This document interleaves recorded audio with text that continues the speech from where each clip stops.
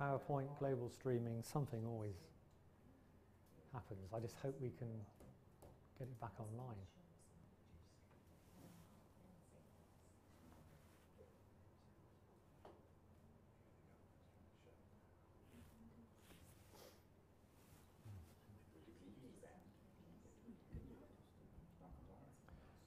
I'm just watching Nick Futcher's body language. I think it's working. Good. Okay. Welcome again from OUP Turkey, one of our 6 ELT branches. And of course, Turkey is an important emerging market for the division. As you might already know, I'm here with my colleagues from the senior leadership team, and we're here to join OUP Turkey for their annual board meeting. We're also holding our own SLT meeting, and our main focus is the divisional 5-year plan. So thank you again for hosting this presentation, OUP Turkey, and thank you for joining us around the world. I know we've got people viewing together across Latin America, in Oxford, and also in Madrid. So I'm going to talk about our strategy, our updated strategy for the next 5 years, and I'll be talking for about 30 minutes. Or possibly longer, and there will be time for questions at the end. And as I said, you can send our questions directly through to me and my OUP email address. And today, the role of English in the world is arguably more important than ever. It's the global lingua franca, and it's the first foreign language taught in schools in over 100 countries. English is a language of business, of research, and the internet. And most conversations that happen in English day to day across the world are between non-native speakers. So proficiency in English enriches the quality of people's lives. And all of this helps to make English the language of opportunity globally. And of course, the people who really help learners to fulfill their potential are the people who teach English. And these are words from an English teacher here in Turkey, and I think they are a powerful reminder of the importance of the work that we do in supporting teachers and learners every day. And the relevance and attraction of English means that English language learning is a growing market globally. So it's the language of opportunity for us, for the division and for OUP more generally. And it's a market that is dynamic and increasingly competitive. So we're seeing changes in customer needs. Customers are looking for more integrated packages of content and service, and they expect us to be more responsive than ever. New technology offers the opportunity to provide a more blended experience for customers and learners, but we have to adapt to that quickly. And of course, there's a change in demographics around the world. On the one hand, we're seeing falling birth rates across Europe. And for example, in China, the one-child policy was lifted in 2016. So there's a whole generation of language learners heading our way in mainland China. We know that competition is becoming more intense, both from existing competitors, internationally and locally, and from startup companies. So to meet these sorts of challenges and opportunities, we need to be more competitive and to be able to respond more quickly and more effectively. So in essence, this is why we need to refresh our strategy. We need to be confident that it is current and forms the basis for us to compete successfully to reach more learners. And this is what we need a strategy to do. It reflects the choices we've made about where and how we compete. So, for example, a key choice that we've made is to focus on the institutional market for language learning as opposed to the consumer market. And a strategy not only sets a destination, it also points the way and how to get there. And it will help us to sharpen our competitive edge and help everyone to contribute to achieving our goals. Now, if you've been in the division for a while, you'll know that our current strategy is essentially about returning to growth. Now, with our refresh strategy, that overarching goal does not change. We still need to grow. This is a refreshed strategy to meet the demands and the pace of the current and future market, and to provide a clear and tangible focus for the entire business. We're setting a new goal that I hope will inspire us all to play our part.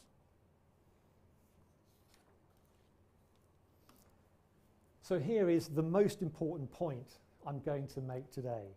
Our goal is to reach 20 million learners by 2023. And by doing this, we expect to achieve turnover growth over the next 5 years of approximately £50 million. That is a significant and achievable goal.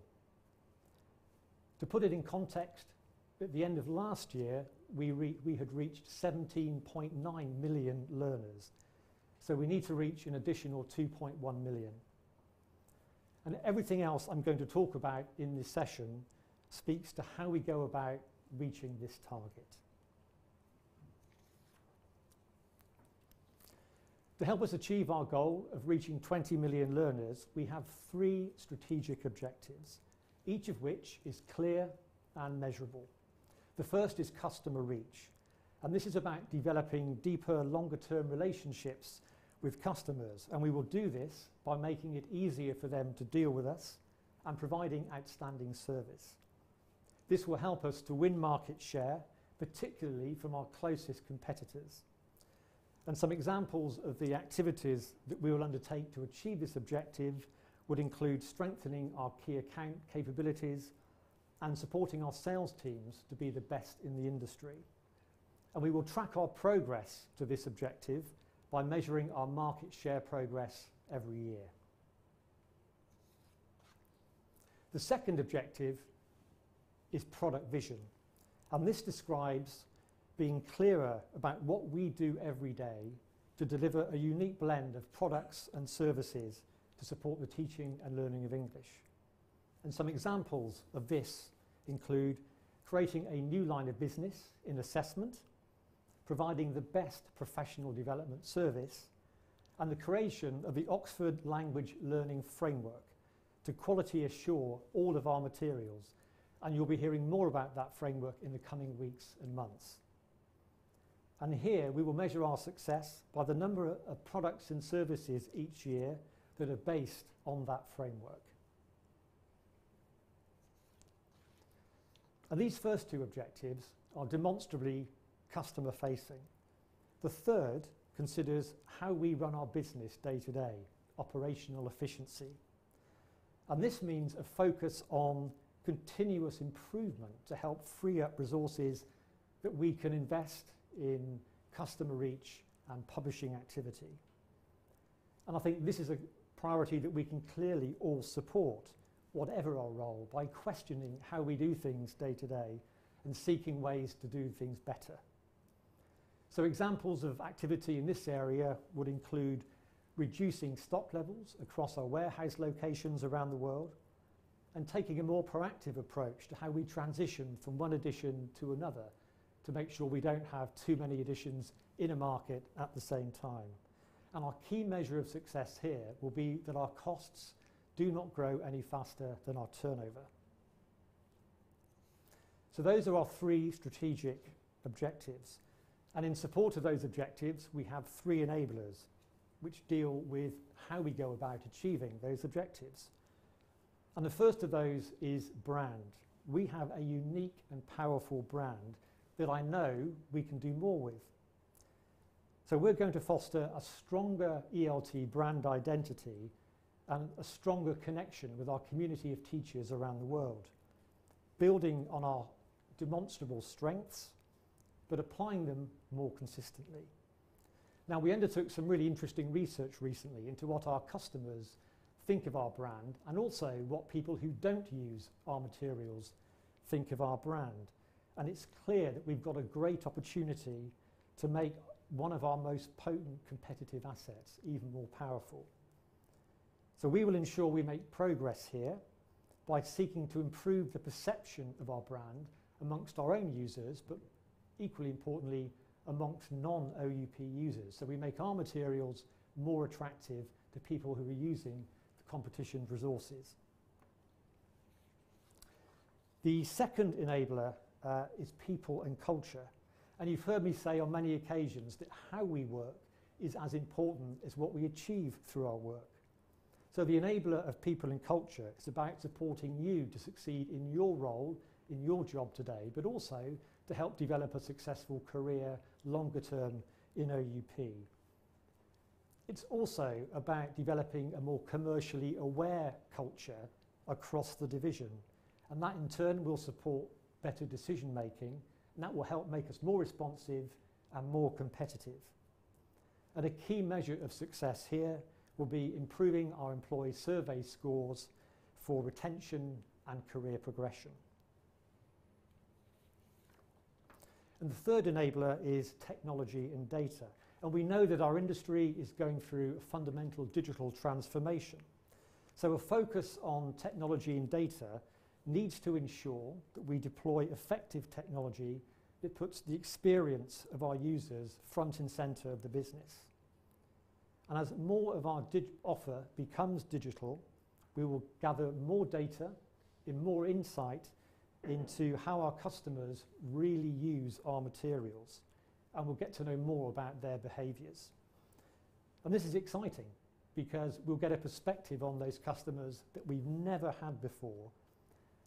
We'll know what they really value by what they're using, and in turn that will help to reinforce and inform our product vision. And one of the key measures of our progress here will be increasing registrations year on year and usage of our digital products and services. So, here is everything on a page. Here is our strategy on a page. The goal is to reach 20 million learners by 2023. There are 3 strategic objectives and there are 3 enablers that support those objectives.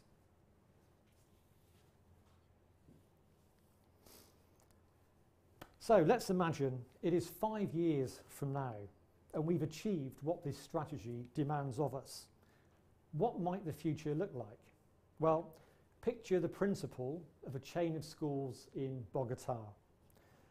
She searches online about the value of progress testing, and OUP appears top of her search. So she views a short YouTube video about ELT's latest piece, Thought Leadership, and then she goes to the website and she downloads our white paper.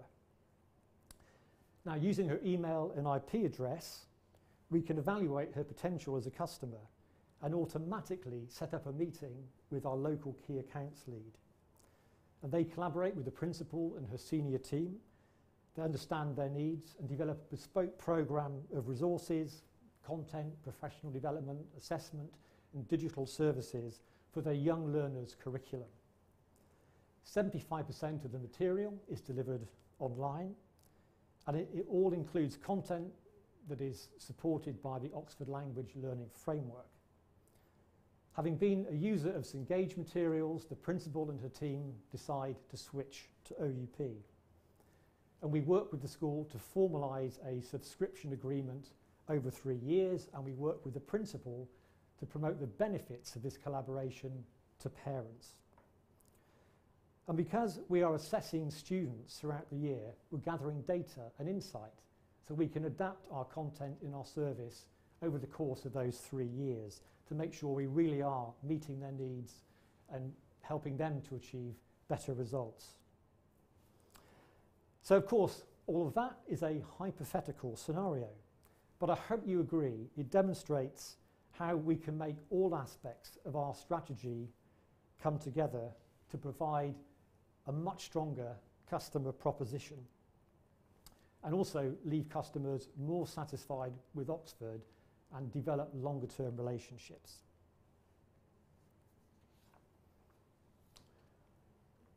And thinking of the strategy and how we put it to work, everyone in the division has a role to play in making this strategy mean something rather than just being words on a page or on a PowerPoint presentation. To deliver our growth demands that we work together with a stronger commitment towards our shared goals. Today, I would observe we are still too siloed and too compartmentalised in how we work across the division. We need to break out of this way of working. we need to challenge ourselves to work more collaboratively. And that's a task I believe we can all own day to day. And just as in this human pyramid, with enough collaboration, we can climb far higher than we are today.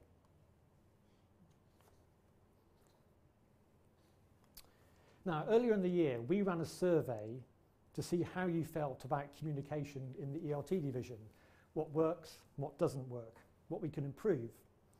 And in that research, the number one subject that people wanted to know more about was our strategy. However, only 40% of people said they could explain the divisional strategy. I want everyone, and I do mean everyone in the division, to be confident in understanding and explaining what our strategy is. It's important that everybody does understand our direction as a business. That's for our own individual benefit, but also for the wider benefit of the division. So I'd like you to begin to consider now how you can help put this strategy to work and what it really means to you and the team in which you work. So as a first step, you will find the refresh strategy on Oxford Share.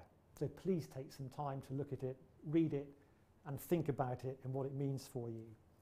And in the coming weeks, everybody will have the opportunity to work with this strategy in their teams to see in concrete ways how you can begin to make sure we land this strategy successfully. All the senior managers in the division have been given a pack of materials to support those sessions. And my expectation is that next time we run a survey in the division about communication, we get a 100% response rate to the question, do I understand the divisional strategy and my role in helping to contribute to it? So, in closing, I think what excites me most about this refresh strategy is how it will make us competitive by being more efficient, more focused, and more responsive. And together, our challenge and our opportunity is to change the way we work, to extend our reach to those 20 million learners so that we can help more people around the world to learn English. Thank you. That concludes the formal presentation. I'm very happy now to take any questions from in the room here in Istanbul or from any other rooms around the division where people can email their questions direct to me. I have my iPad here so I can clock the questions as they come in. I'm in the room and I have, there's one hand that's been raised, so I'll take a question from the room first. Atinç from ELT Marketing. May I ask how we came up with 20 million as the target? Yes. So the question from the room is how do we arrive at the 20 million target as our strategic goal? So as I said, last year we reached 17.9 million users, and we calculate that. Really there are two aspects. One is the number of the volume sales of our student books. So we track those around the world. We also factor in sales of dictionaries and grammars and readers where sales are above the level of student books. So we're reaching learners beyond the student. We also make allowances at a market level, particularly in Spain and Poland, for sort of cyclical reform. So we identify the number of users and we don't necessarily link it year to year to student book sales. So we have simple metrics. They are readily measurable. In fact, checking before today's presentation, we know that in the first 6 months of this year, the number of learners that we've reached based on these criteria has gone up. I think it's gone up by about 1.8%. So this is a number that we will be tracking and reporting on. Of course, the number can go up and the number can go down. And the other thing I will say is there is a strong link between obviously reaching incremental learners, more learners, and growing our revenue. And if we don't reach more learners, we won't clearly grow our revenue. I've got a question from Arturo from Mexico. I think it's it's sort of the same question. How is it to be measured, the number of customers to track progress against? So I think that's how we will arrive at the number, and we can track that number on a regular basis. We can do it monthly, we can do it quarterly. I think I've addressed that question. There's another question from in the room. Oh yes, Chris, also from Turkey Marketing. You mentioned technology, and I thought when you gave the 5 years from now scenario in my head, I thought, I wonder if YouTube will even be around as it is in 5 years. So I'm wondering, are we looking at partnering with or identifying technologies that are perhaps upstarts and looking maybe to partner with them, or develop something with them that might be, we could be the first publisher that's recognized with that and therefore be synonymous with that technology? So the question is about, I guess, about how we partner with technology companies, which could become part of our offer, which I think speaks to perhaps the innovation agenda. And as you know, we've got a particular focus on innovation through things like the innovation scheme, our partnerships in innovation group. But I think that takes us so far. I think in light of this ambition, we need to be thinking more about how we work with partners, technology partners, other sorts of partners. Our Nickelodeon relationship, I mean, they're not a technology company, but they have assets that I think that we can become more than the sum of our parts. So partnering, I think, is one route to innovation and one route to growth. Yeah. Just looking at questions as they're coming in. Question from Jasper Smith. Collaboration and climbing the human pyramid all require trust. And this goes both ways. You're asking for a big change in culture here. How can we build this trust? How can we empower our staff? What are you and your senior management team doing to build this trust and empower our staff? So, well, a few things. First of all, yes, actually this does represent a change in how we want to work in the business, and I've emphasised collaboration deliberately because it's pretty clear that there are very few examples now where working independently in functions or in markets is going to be good enough. It's going to enable us to compete. There are far too many dependencies and interdependencies across our business.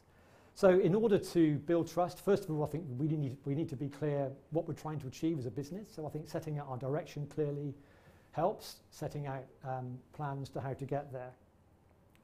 I think this plan also, and it's certainly implicit, and I will draw it out more explicitly, it assumes that we take a few more risks. So I think we have to foster an environment where we support each other in taking those risks. If we don't take risks, we're not going to innovate. So taking risk assumes that sometimes we will fail. So part of building trust is building an environment where people feel they've got that support around them and they're allowed to take risks and they're allowed to fail, and we can learn from those experiences. And I think that's part of the responsibility of the senior leadership team, of the wider management team around the division. And that's certainly something that I feel very strongly about. It's the sort of climate I'd like to work in. And it's the climate, therefore, that I hope all of you, my colleagues, would want to work in. So, building trust. I had some feedback a while ago. Somebody said to me, it's hard to trust somebody if you don't know them. Now, we employ 1,300 people. I cannot know everybody personally, and not everybody can get to know me. But I think by creating the right environment where people like me and the senior leadership team are visible and engaged, open to challenge. We don't have all the answers, by the way. So all of those things over time, I think, build trust in an organisation. I'm sure there are many other things, but those are some things that spring to mind. Another question that's come through from Andrew Dilger. Given the strategic refresh, which has 20 million users as an objective, how do you suggest individuals and teams refresh their motivation and energy to match this objective? Well, so I said that the next thing I want everybody to do is to begin to engage with this strategy. And I think we often draw energy from each other. So I want people to spend time, as I said, in their teams looking at what this means for them. And I think you can draw support and energy and motivation and new ideas from each other. So I think that, I hope that will help between now and the end of March, generate a sense of ownership and excitement around this strategy. I've also acknowledged that the external environment is tough. It's really competitive. Things are changing. So for those of us who've been in the business over recent years, it's been tough going. We've been through a lot of internal change. We are grappling with changing customer expectations. So I think something else we can do is think harder about what choices we make whereby we stop doing some things. I think we have to do more in some areas. I think there's only so much time and resource we all have, so it probably means being more disciplined and being prepared to stop doing things. I think that will help create some capacity.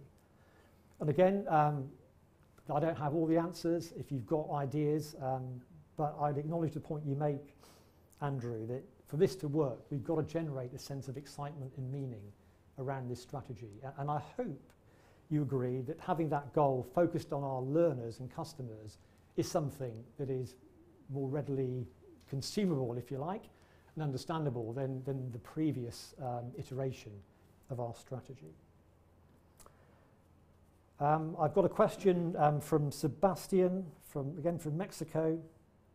It seems the recent performance of growth has not been as positive as the expected performance to reach 20 million users. What is expected to change in order to achieve this goal by 2023? So, if you think back over the last few years, as a division, we have not grown. And if we look at our user numbers, I don't have the exact numbers to mind, but to get to 20 million means reversing a trend where we have seen user numbers drop off. And if you look at the divisional performance, we know that we've lost some market share in some markets over the past couple of years. We've lost share in, for example, in Italy. We've lost share in Poland. There are markets where we've held share and gained share. So in order for us to achieve 20 million, we've got to become more competitive. And it's really frustrating when we see ourselves losing adoptions to Ellie in Italy, for example, or to Cengage in Colombia, when essentially those competitors aren't doing anything particularly special.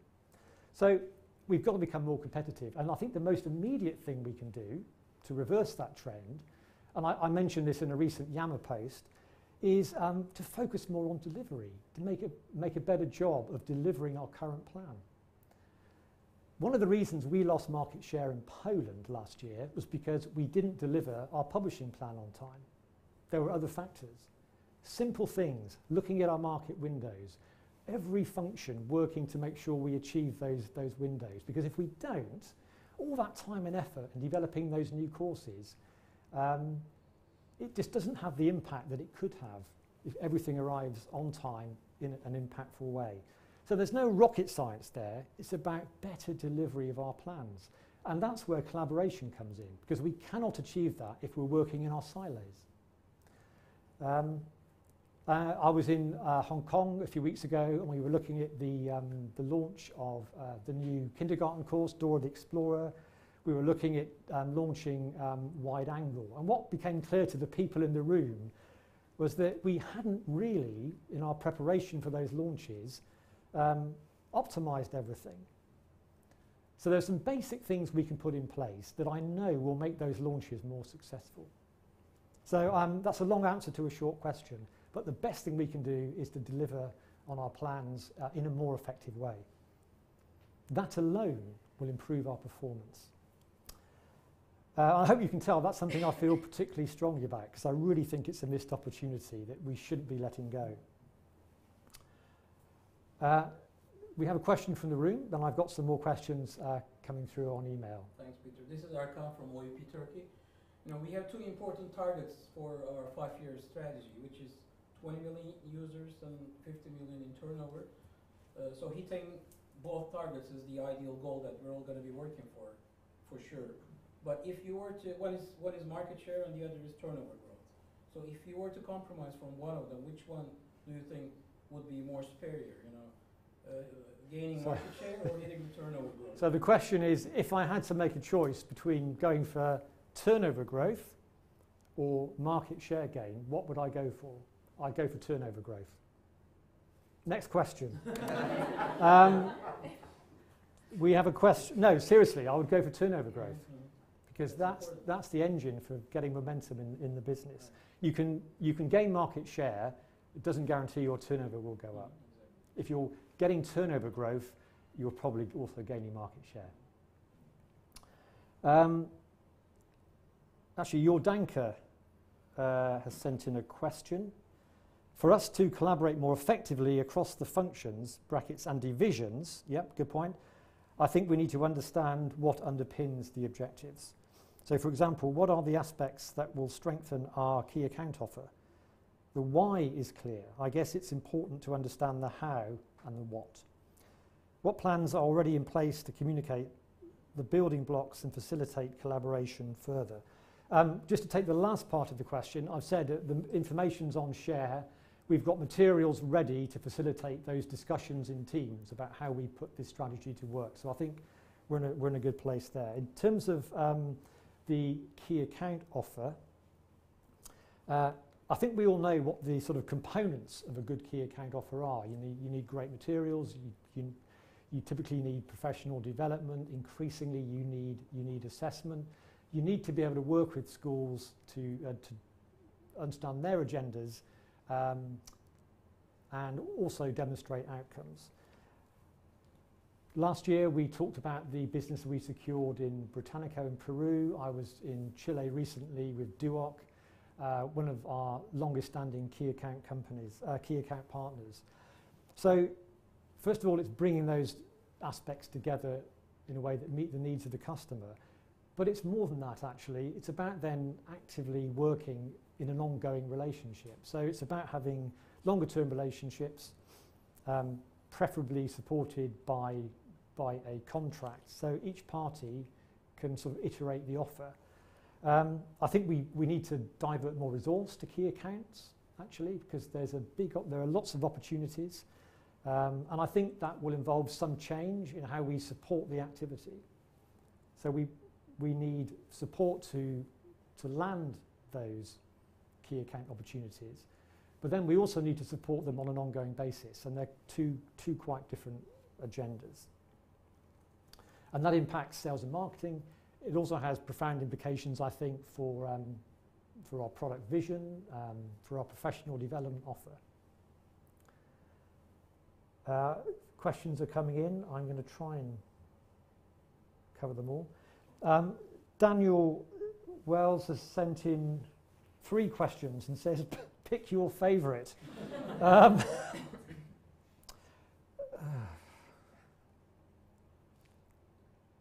Well, I'll pick 2 quickly. One is intriguing one. If we do nothing, what is our projected number of learners reached by 2020? I'm not sure whether you mean 2020 or 2020. If we do nothing, I don't know, other than they will be going down. So I don't think that is an option for us if we do nothing.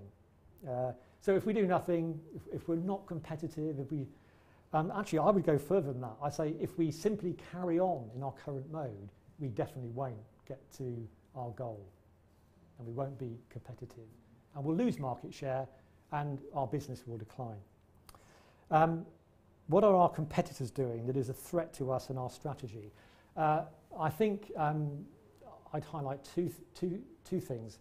One I've already talked about at some length, which is there's evidence out there that some of our competitors are just getting the basics right and taking business from us, which they shouldn't be doing. So I think there's examples of really just good execution on the part of our competitors, particularly local competitors. I think more strategically, if you like, if I look around, particularly Pearson and Cambridge have a stronger assessment offer right now than we do. So we've got to build our assessment capability to develop that longer term competitive offer. So I've taken 2 of the 3. John Clegg says, so John is in the MCR, how is progress on achieving the strategy going to be reported? Will there be some sort of mechanism, dashboard online that staff can check in real time? Or is it going to be held in private by the SLT until the end of the year? Thank you. Definitely not. No, definitely not the latter. So I think what is exciting about having a goal such as this is that it is visible, it's public, it's measurable. So we are going to be making sure that we do report back on the overarching goal and also the sort of key priorities that support those objectives. Now, we haven't worked out exactly what that will look like, but the commitment is from me, from the SLT, that we will be publicly tracking our progress against a small number of metrics, if you like. And they'll be readily measurable, they'll be widely understood, and if we're tracking behind, we will report that. If we're tracking in line and ahead, we will report that too. But it's not just the reporting, it's the sort of a so what. How does that then need to impact on what we do for the next quarter, say? So I think probably something like quarterly reporting of a small number of metrics would really help keep this fresh and alive. And that goes back, I think, to the trust question. If this is held within senior management and we give a presentation once a year, that is not going to have any impact. In fact, that will probably be even worse. So part of building trust is being open about our performance and where we're doing well, where we need to do better. Question from Maria Elena in Chile. My question is, how can we improve the awareness and understanding of all divisions in ELT on the impact each individual job has in gaining new business and maintaining existing sales? So I think Marilyn is talking about all functions and teams, and that links to my theme of collaboration. So if we think about this question of getting the basics right and delivering our plan so we can optimize new product launches, for example, every function supports that. As I said, there are so many interdependencies across the business. So whether you're in content, in sales and marketing, whether you're in production, finance, one way or the other, you are contributing to that outcome. And I think we need to make that clearer.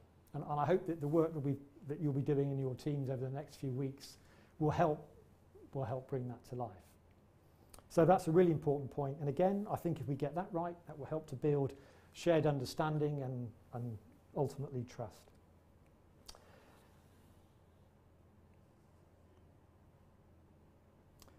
Question from Emma Belcher. Sorry, back to the 20 million figure again. To put it into context, what percentage of the potential available market of people learning English is this? What kind of impact do you think reaching this figure will have? So I hope I get this number right, but I think if we get to our 20 million, we would have seen our market share over the next 5 years grow by between 2 and 3%. I can get the number. So we have linked that number back to our current sales and market share. So that may not be exactly right, but it's of that sort of magnitude. And the impact of doing that, if we're making progress year on year, I think it will generate growth, which we need. I think it will generate a sense of confidence and belief and a sense that we can be more competitive and we are the market leader. So I think it'll have a really positive impact around the division. Equally, if we're going off track, we need to be open about that, and then we can reset and we keep that longer term goal in mind. We will generate more revenue and we will gain market share, and ultimately we will reach more learners. Is there a key priority from either winning back customers, reaching previously untapped markets, stealing competitive? Actually, I don't mind where the new learners come from. There could be people that have adopted our materials and we can win them back. I think if I had to choose one again, I'd probably say we've got to make a better job of targeting people who are using our competitors' materials. And I made the link back to brand. I think our new brand strategy will help us present a more, in a way, a more attractive face to those people who've not benefited from working with OUP.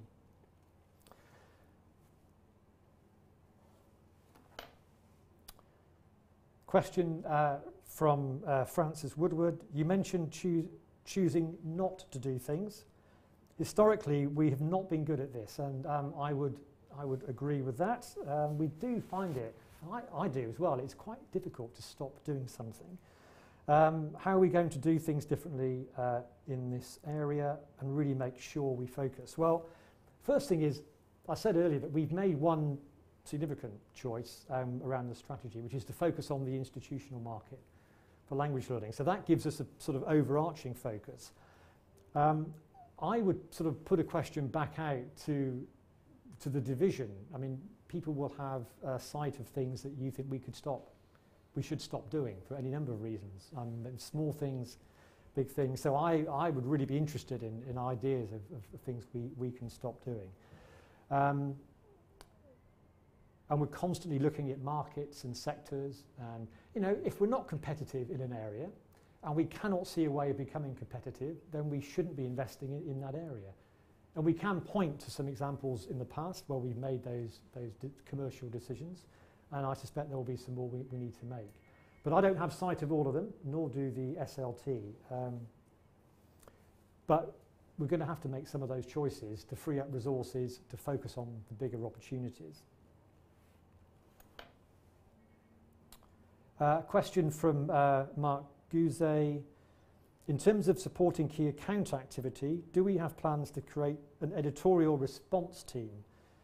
Perhaps the reincarnation of the special projects unit. Well, so key accounts, if we're going to develop our key account business, we definitely, as I've said, that has implications for how we work across most of our functions, actually. Now, in the past, I mean, Mark's referring to a unit we had in Oxford dedicated to supporting sort of typically versions of existing materials. You know, I'm sort of agnostic about what we finally do to support that growth in key accounts. An SPU reincarnation is one option, but there are other options. You know, we could think about maybe working with packagers that we've got more experience of now. So that's something we are looking at right now, because we do need to improve our capability to support key account business. And one aspect of that business is it can happen immediately. So we have to have an ability to respond quickly and be quite opportunistic where the opportunity is strong enough. So good question. I don't have the answer yet, but we do need to create that capability. Do you know, I've completely lost track of time standing here. I hope we're okay to carry on. A lot of good questions are coming in. Question from Antonio Flores. My question is, in terms of technology, we are creating new platforms for students to get involved.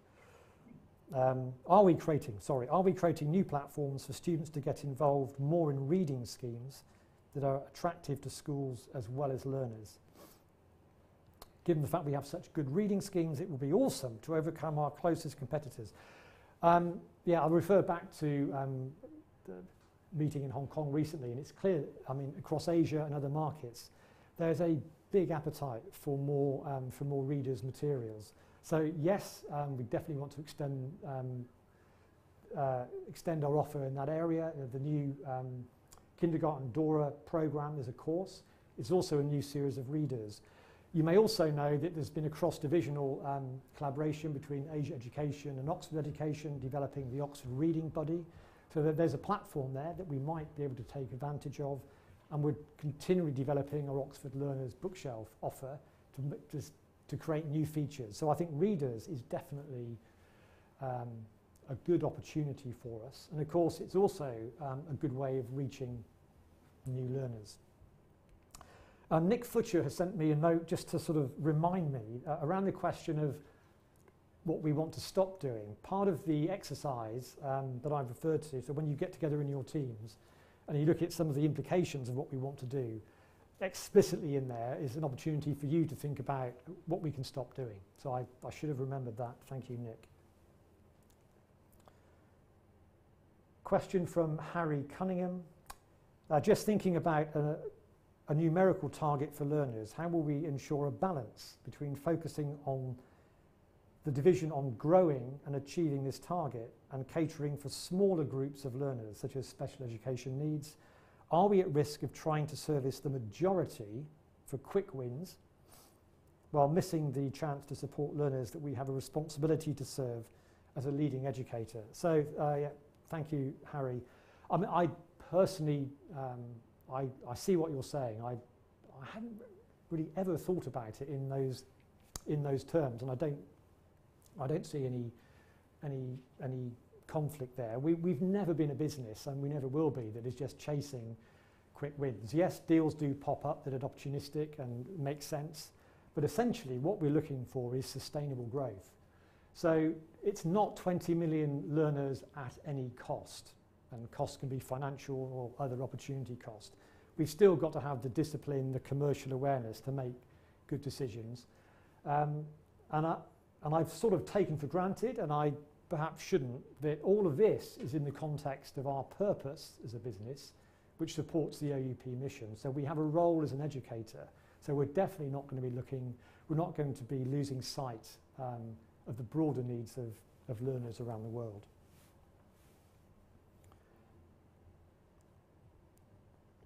Maria Elena Emanuel says, real collaboration and efficiency across teams could help us do less, e.g. having good communication channels that ensure there is no duplication of tasks, emails to reply to, information to be provided. Absolutely, yes. I mean,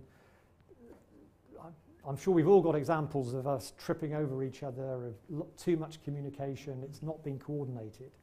And that's actually a big responsibility for people based in Oxford who are working with the markets to make sure that we do coordinate and support our markets, not overwhelm them. So that's a very good observation. Question from Lucy Gibbs. Can I ask what would be the average spend per customer with 20 million customers to reach our target turnover? Now, luckily, Chris Ward is in the room. You can't see him. Do you remember what? About £15. Yeah, okay. So Chris has reminded me. So we have done all these sums, they're just not all in my head. It's approximately £15 per learner. So those of you who've got your calculators out, what I'm hoping is you can triangulate. Don't forget assessment and local publishing go alongside it. It doesn't quite work. Yeah. Okay, you probably didn't hear, but Chris is briefing me on the answer. So you can triangulate, not crudely, actually you can, between the number of learners, our market share and our turnover. The 20 million refers specifically to English language learners. So don't forget, in the ELT division, we have local schools publishing in Spain that contributes to our overall turnover. We have our higher education law list in Mexico, and the focus here is on the English language learners. But rule of thumb, about £15 per learner. I think I'm keeping up with the questions as they're coming in.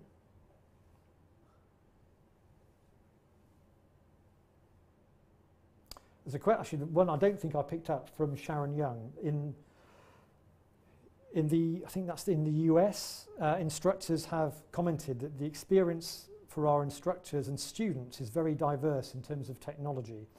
This includes logins, homework platforms, etc. I'll be moving towards a more consistent experience so the customers can begin to feel comfortable with our technology. And I hope I made the point, and in terms of product vision, in terms of technology and data, we simply have to do that, because you're right, today our customer experience is quite fragmented in terms of technology, in terms of the customer experience, the look and feel, the way that maybe our courses courses dovetail, our primary course, a secondary course. So I think we can create a better user experience in almost every sense. I would say that I think that also reflects where the industry is today. I don't think any of our competitors have actually cracked that stronger sense of integration, but that definitely is what we have to be working towards. Our colleagues in technology know we can point to the fact we've been reducing the number of learning platforms that support our publishing, for example, and that's going to continue. So I would agree that is that's a key part of the strategy that we need to deliver on over the next few years.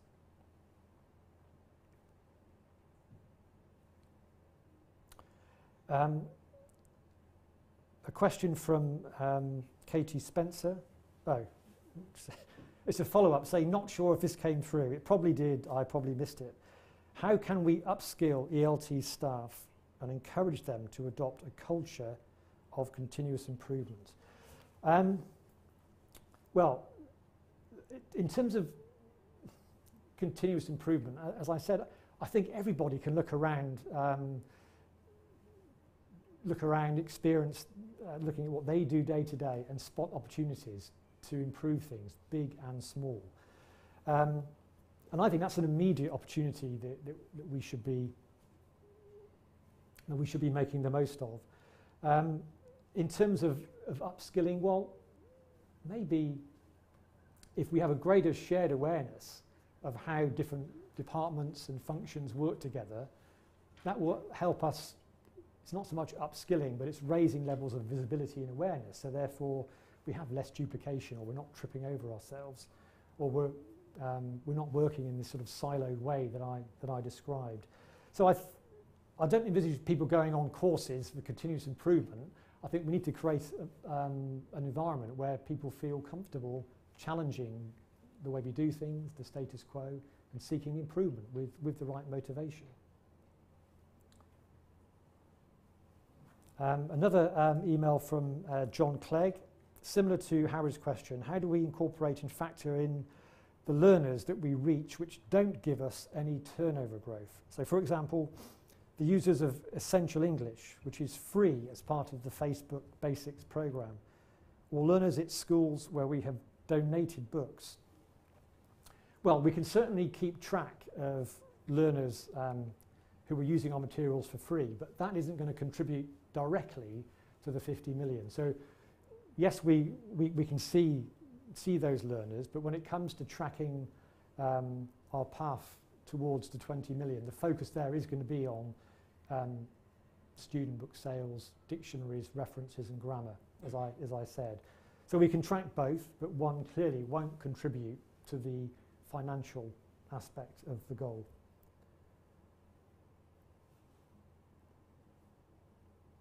So that sort of, I see a link to Harry's question there. We still value those learners, but they're not going to contribute to the turnover. Maybe not directly, but maybe indirectly those learners will become teachers and they will use Oxford materials. So it's more broadly, I would think, part of the brand strategy. The brand can reach parts of the market that sometimes our student books don't, and the student books can follow.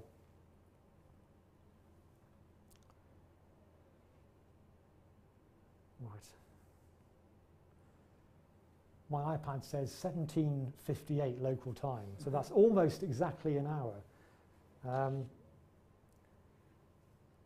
So unless there are any more questions in the room or any more questions coming through on my iPad, I think I'm going to draw this session to a close. Thank you so much for making the effort to gather around the world. We'll be running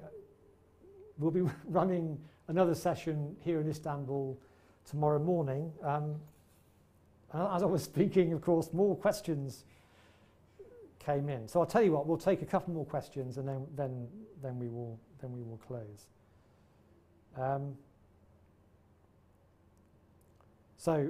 Christina from Italy says, wondering if there are any imminent plans to revamp oup.com ELT website. Needs some refreshing exclamation mark. Yes, it does, and there are plans to refresh refresh that, which plays both to sort of product vision, customer reach and experience. So if you want to know more about those plans, I can ask Sarah Ulch to provide some more information. And the final question comes from Chris Wyberd, who is either in Madrid or Milan or Florence. You mentioned innovation. Traditional companies have often struggled with innovation, often because of the need to change culture and accepted ways of doing things. Do you think as an organisation we are structured in a sufficiently flexible and agile way? I think I've partly addressed that, but no, actually, I don't think we are. We are still too siloed and compartmentalised. Those are the words I used. We've done some good work recently to, I think, get more ideas into the business, but there's definitely more we need to do, and I think that needs to be reflected in how we organise ourselves. So I think we are going to draw the session to a close as the hour ticks on. Thank you again, and please go on to share, start to become more familiar with the Refresh strategy, and I look forward to hearing how your discussions go in your team. Thank you very much.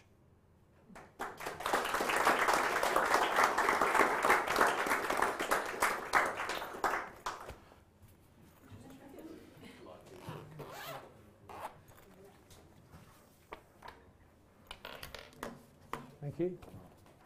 I don't know whether we're still on camera. Be careful what you say or do as you leave the room. Are